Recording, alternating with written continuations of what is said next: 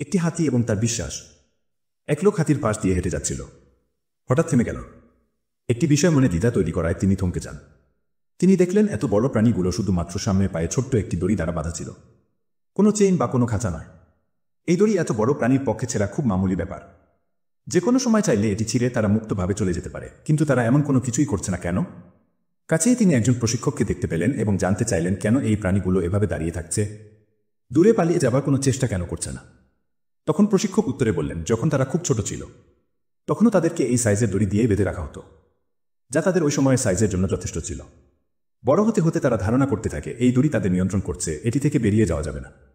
একসময় এটি বিশ্বাসে পরিণত হয়। যেমন এখন তাদের সাইজ দড়ির চেয়ে বহুগুণ বড় হলেও তাদের বিশ্বাস যে এই দড়ি এখনও তাদের ধারণ করতে পারে, তাই তারা তা ছেড়ে বাইরে যাবার কোনো প্রচেষ্টা কোনো দিনও করে না। লোকটি খুব অবাক হয়েছিল। এই প্রাণীগুলো চাইলেই তাদের বন্ধন থেকে বাইরে আসতে পারে, কিন্তু শুধুমাত্রই তারা পারবে না এই বিশ্বাসের কারণে তারা সেখানেই আটকে থাকে, যেখানে তাদের আটকে রাখা হয়। হাতির মতো আমাদের অনেকেই বিশ্বাস করে বসে আছেন যে জীবনে কিছুই করতে পারবো না, শুধুমাত্র জীবনে কোনো একসময় ব্যর্থ হয়েছিলেন এই কারণে। এখান থেকে আমাদের বের হয়ে আসতে হবে। গল্পটি থেকে কি শিখলাম? 1. বিশ্বাসই আপনাকে সফলতার দ্বারপ্রান্তে নিয়ে যাবে। 2. ব্যর্থতা হল শিক্ষার একটি অংশ, জীবন সংগ্রামে কখনো হাল ছেড়ে দেওয়া উচিত না।